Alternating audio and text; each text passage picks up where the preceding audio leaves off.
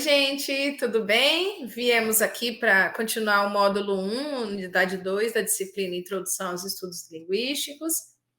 Agora a gente vai começar a estudar a teoria dos signos nessa unidade 2. Então, se vocês lembrarem, na unidade 1, a gente estudou linguagem, língua e linguística, né? Começou a ouvir esse nome signos, né? Que é essas unidades que se relacionam mutuamente dentro do sistema da língua. E a gente vai ver, na verdade, o que norteia essa teoria dos signos, né? A partir disso, a gente vai estudar o texto do Fiorin, que está na Introdução à Linguística, está disponível na biblioteca da UFMS. E, na verdade, o Fiorin, o José Luiz Fiorin, é um grande teórico que a gente tem de linguística até os dias atuais. E ele faz esse estudo também, né, do início, que é muito interessante. Esse texto é muito elucidativo, como a gente vai ver, né? Então, na verdade, o Fiorin começa lá na página 55, explicando que os signos são uma forma de aprender a realidade. Só percebemos no mundo que nossa língua nomeia. A gente tem, inclusive, uma teórica, a Maria Teresa de Camargo Biderman, que ela fala que o processo de nomeação é como se fosse o processo de conhecimento, de sistematização do conhecimento do homem. É só a gente pensar na biologia, né? Descobre-se um novo animal, um novo inseto, aí você dá um nome, na astronomia é assim, você dá um nome e apresenta para a comunidade científica. Mas, na verdade, a gente é assim, a gente começa a entender a realidade a partir da língua, a partir dessa nomeação. É só vocês pensarem, tudo que a gente conhece tem um nome, que não tem nome a gente acaba criando, ou que não tem nome não é tão relevante para essa comunidade. É isso que a gente vai ver a partir do desenvolvimento dos estudos, né? Então, a língua seria uma nomenclatura? O que vocês acham? Para uma realidade pré-existente? Ou, na verdade, seria. Porque se a gente pensasse, por exemplo, nessa língua como essa nomenclatura, eu já vou respondendo, que se aplica a uma realidade pré-existente ou uma forma de categorizar, organizar, é nomenclatura ou uma forma de organizar? Porque se a gente pensasse que fosse uma nomenclatura, a gente ia pensar numa etiquetagem, como se a gente etiquetasse todos os elementos. Então, se fosse assim, a gente poderia substituir a língua por apresentar os objetos, né?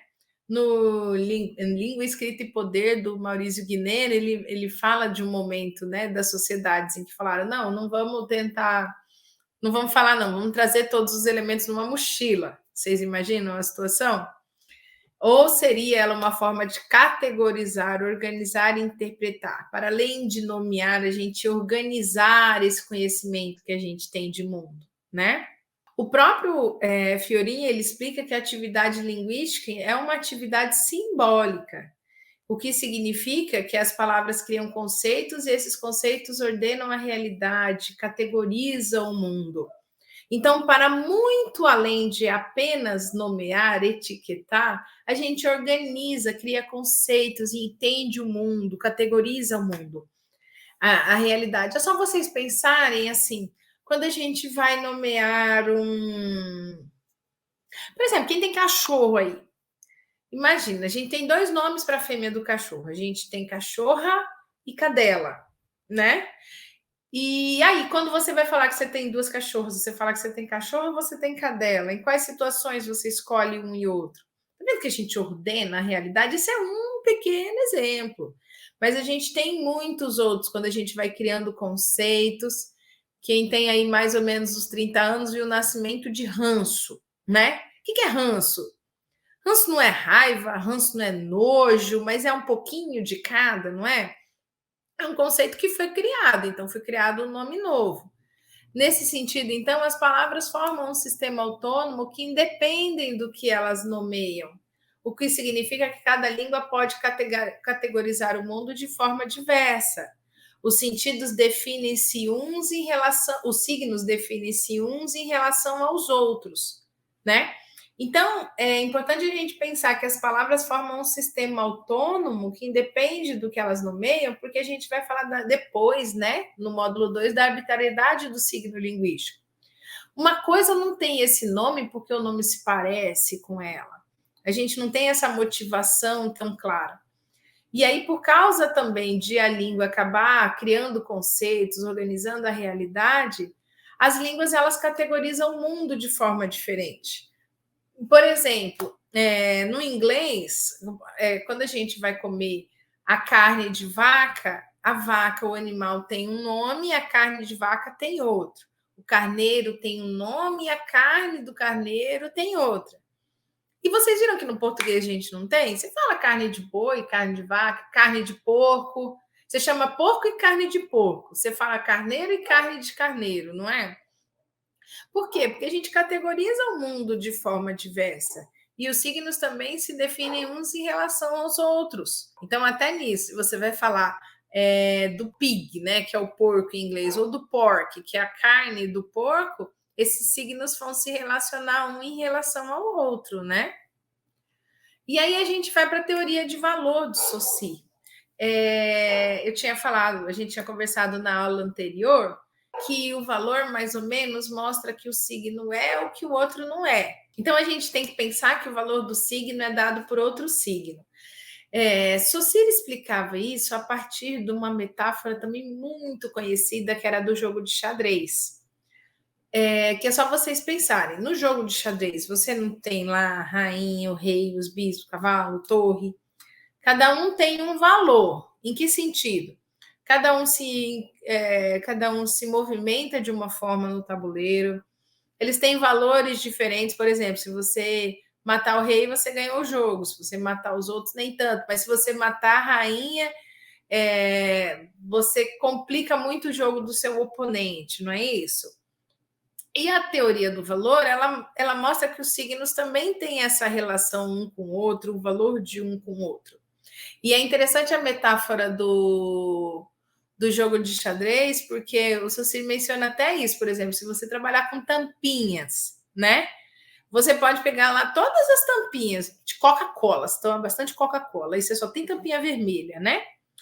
Só que a tampinha, essa daqui vai valer torre, essa daqui vai valer bispo, essa daqui vai valer cavalo. Então são as mesmas tampinhas, mas você não organizou o valor das peças, né? Uma pela outra. O valor dos signos é dado assim, a partir de um na relação com o outro, né? E aí é importante também a gente pensar o quê? Que o signo não une um nome a uma coisa, mas um conceito a uma imagem acústica. O que isso quer dizer? Não é um nome a coisa. Quando eu falo assim, gato, eu não estou vendo o gatinho, mas eu penso no conceito ligado a essa imagem acústica. Aí vocês têm aí, para ajudar a entender isso, esse diagrama aí do conceito falando sobre árvore, né? Então, o que você tem aí? Você está falando da árvore, você está pensando, olha a imagem da árvore, né, o conceito de árvore e a imagem acústica, o que você percebe de som, né, os fonemas que juntam e formam essa imagem acústica. Então, você tem a relação dessa imagem acústica, essa parte mais concreta do signo, sabe? Os sons, as letras, né, que você pronuncia.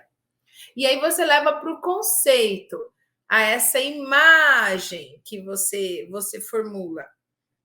É a mesma coisa de a gente dizer que a imagem acústica é o significante e o conceito é o significado.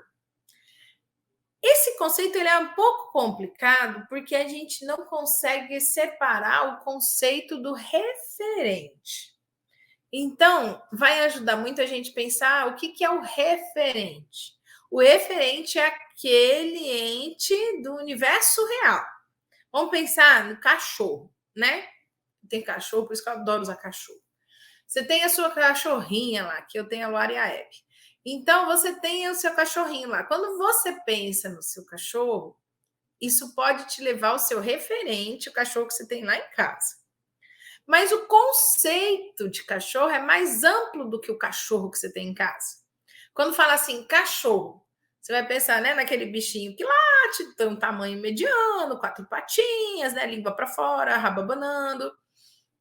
Esse é o conceito, é essa imagem que a gente compartilha do cachorro. Eu não estou falando de um cachorro específico, eu estou falando dessa classe toda. Aí você está no conceito, aí você está no significado, né?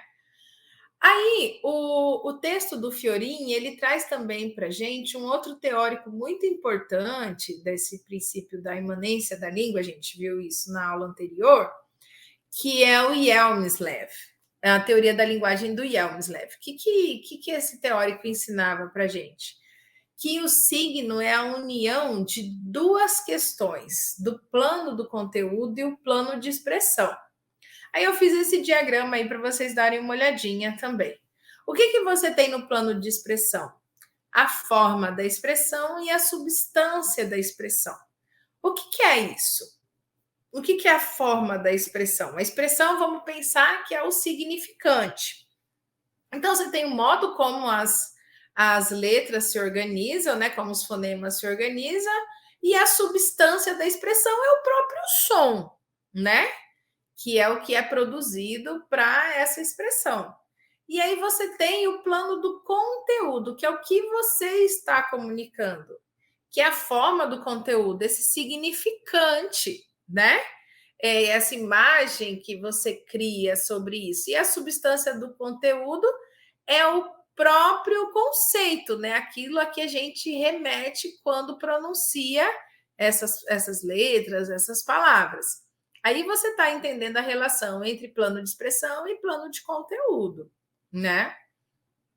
E aí tem uma outra característica que é extremamente relevante para o signo linguístico, que é a arbitrariedade do signo linguístico.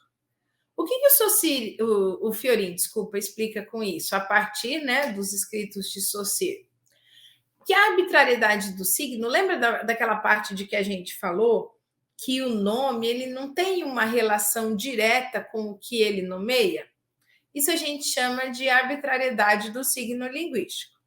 O que isso quer dizer? A mesa chama mesa por quê?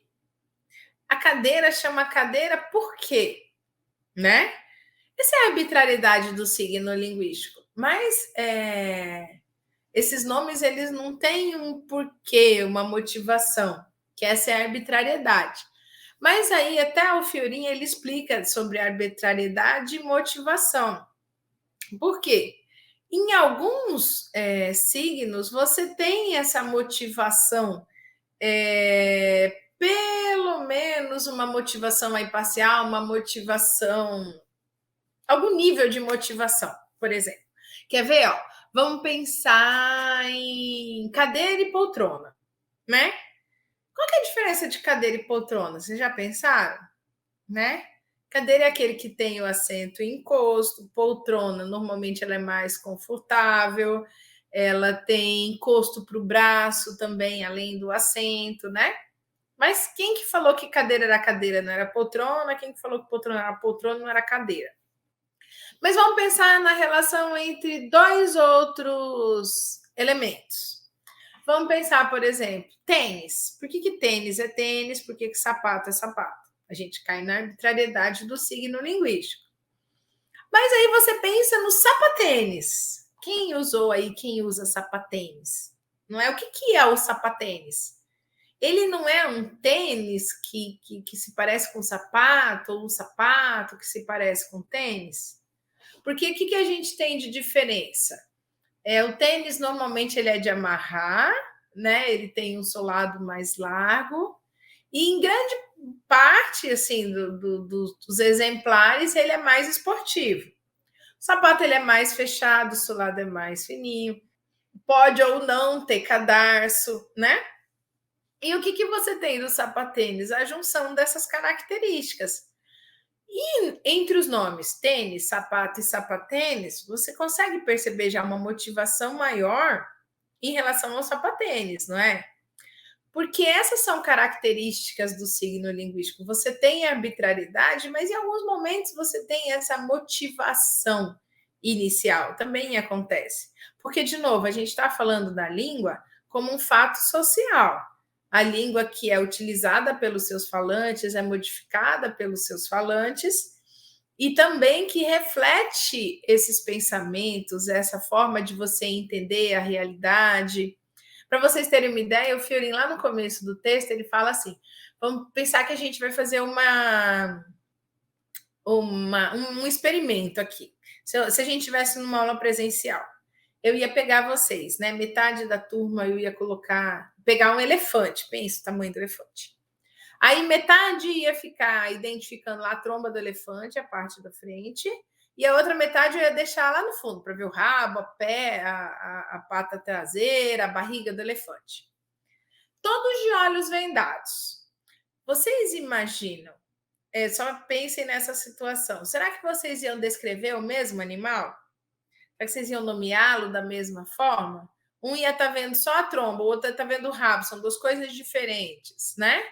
Como a gente não vai estar vendo todo o animal, provavelmente a gente nem vai identificar como o mesmo animal.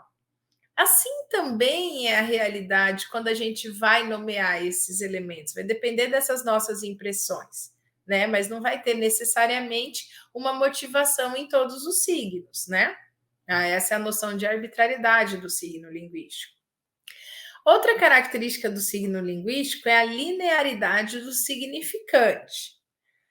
Lembra lá, o que é o significante? Não é a imagem acústica, não é a parte mais real do signo no que diz respeito à parte concreta, melhor dizendo, a parte mais concreta do signo, né? O significante.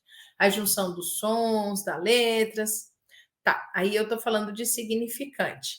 Quando eu falo em linearidade do significante, é que se você tem um conjunto de sons, um conjunto de letras, você só consegue falar na sequência, seguindo essa linearidade.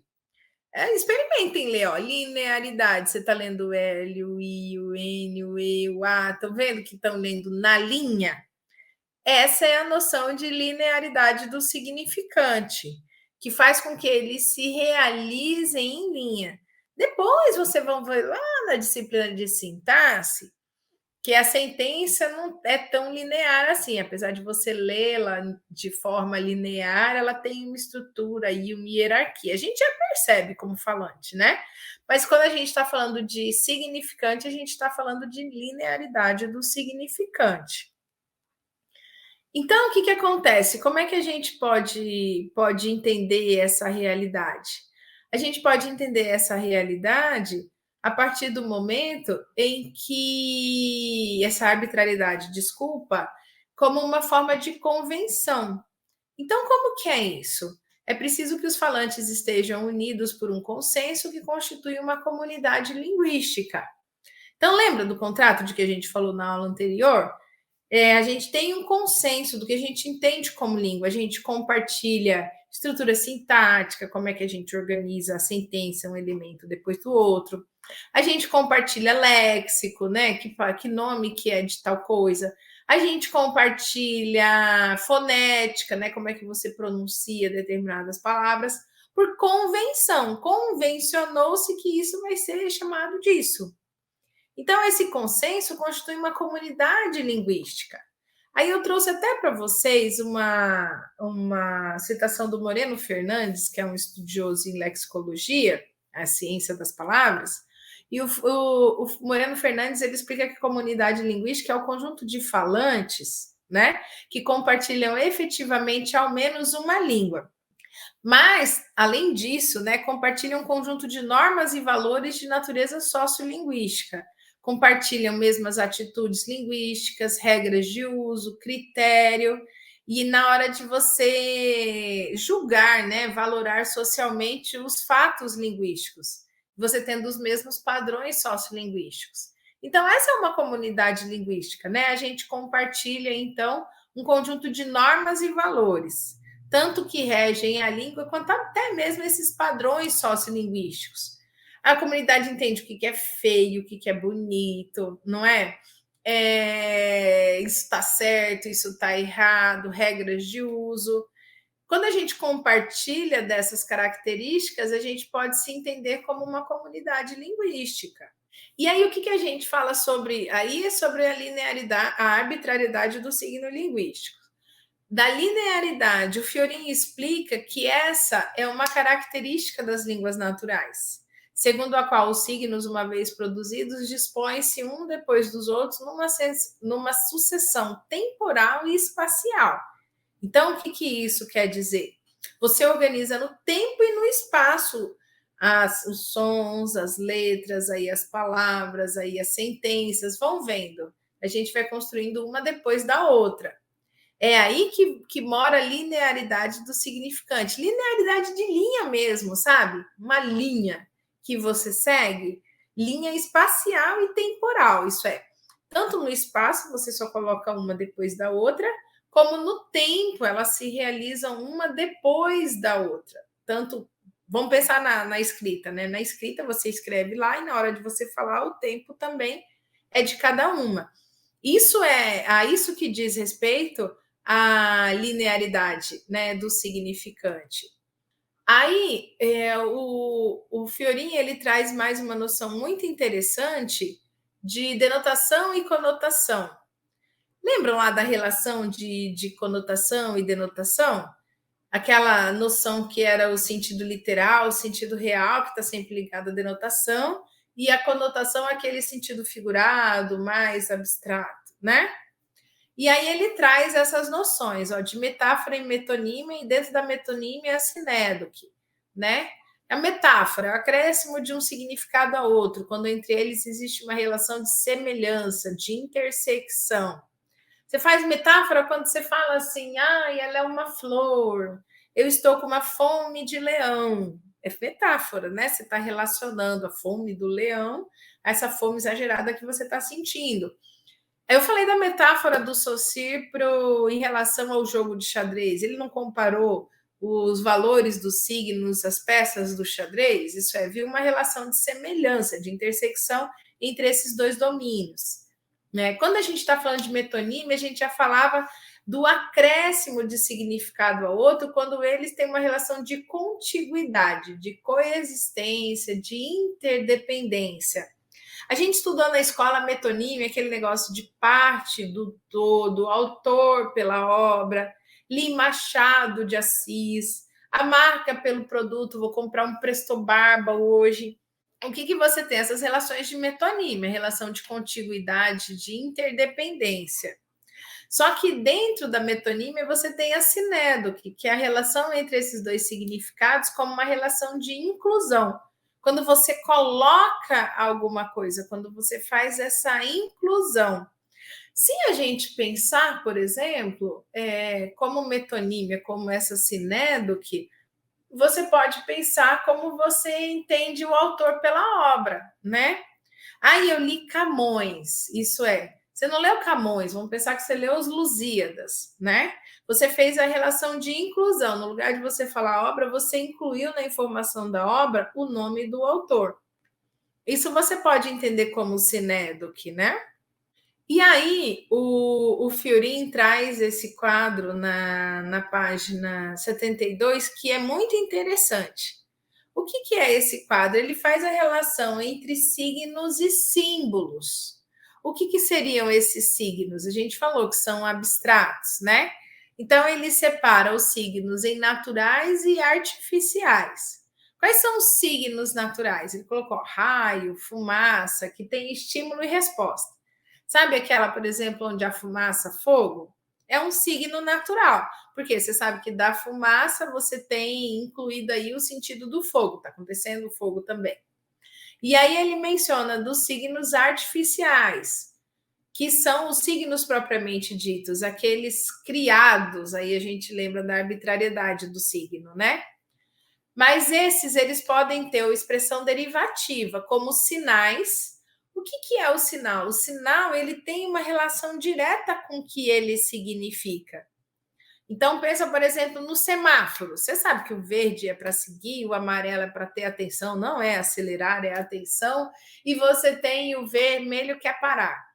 Isso são sinais, aqueles que dizem exatamente a que servem. Mas você tem os substitutivos, que são aqueles que estão no lugar da coisa representada. Por exemplo, a gente vai ter campeonatos aí, né? Aí você não vê lá nas Olimpíadas que sobe a bandeira do Brasil. Está substituindo o quê? A própria nação. Aí a pessoa lá é medalhista, né? Aí sobe a bandeira do Brasil. Está representando o próprio país, substituindo o país pela bandeira. Foto, maquete também fazem isso. E aí tem no sentido estricto, no sentido concreto. Aí ele traz até, por exemplo, o autorretrato, né? Se você desenhou você mesmo, é sua foto. É concreto isso, no sentido estrito. E aí tem os símbolos que são mais abstratos. Isso é, cuja relação também é mais abstrata entre um e outro. Então pensem, por exemplo, na cruz, né? A cruz representa o quê? Representa o cristão. Por quê? Porque Cristo morreu na cruz, né? A balança como símbolo da justiça, né? Não é concreto, não leva diretamente, mas já foi construído socialmente esse significado. Esse é o símbolo mais abstrato, segundo o Fiorin, né? Que traz esse organograma que é bem interessante. Né? Então, o que a gente pode pensar sobre isso? O que a gente pode concluir a partir da leitura do Fiorin? Que as línguas, então, não são nomenclaturas que se aplicam a uma realidade pré-ordenada, mas são modos de interpretar o mundo. Então, a realidade ela é como se ela fosse desorganizada e a gente interpreta isso a partir da língua, a partir dos nomes que a gente dá. Então, por exemplo, quando você vai nomear a mexerica, né? Quando você. No Alípio, a gente tem uma pergunta assim: como se chamam aquelas frutas parecidas com a laranja que você pode descascar com a mão? Aí vai sair mexerica, pocã, morgote, tangerina. Aí, quem não entende direito vai falar a mesma coisa, são nomes diferentes. Mas quem entende mais vai falar, mas elas são diferentes. Então, todas elas parecem laranja, descasco a mão, mas têm suas diferenças. A gente vai organizando essas diferenças a partir dos nomes distintos que a gente dá. É por isso que essa língua é modo de interpretar o mundo. E por isso também estudar a linguagem é uma forma de você entender a cultura, de compreender o homem e sua marcha sobre a terra. Isso é muito bonito. Porque você interpreta a cultura nesse sentido. Como é que você organiza essas coisas? Por exemplo, eu oriento uma pesquisa que estuda também do Atlas Linguístico os nomes para a mulher que se vende para qualquer homem. Aí você vai falar, prostituta. Mas aí você vai lembrar que tem outros nomes, não é? Puta, biscate, rapariga, quenga, depender do lugar, China, não é? E esses nomes todos, os nomes da prostituta, evidenciam muito mais claramente a forma como o homem entende esse universo. Mas todos os outros nomes também trazem essa noção de como o homem entende, como o homem caminha sobre a Terra. Então é importante a gente pensar nessas questões do signo e também nessa relação da língua, especialmente como uma forma de interpretar, de entender, de organizar o mundo. Não apenas uma realidade pré-ordenada, uma etiquetagem de realidades, mas a própria constituição desse mundo que a gente entende, né? Nós estudamos, então, o texto do Fiorin, Teoria dos Signos, né? Que está disponível na biblioteca da UFMS para vocês lerem, para desenvolverem as atividades. Mas eu trouxe também o Moreno Fernandes, que deu aquela contribuição importante sobre comunidade linguística para a gente, né? Então, estudem nos materiais, assistam essa videoaula, façam as atividades e a gente se vê no módulo 2. Tchau, tchau!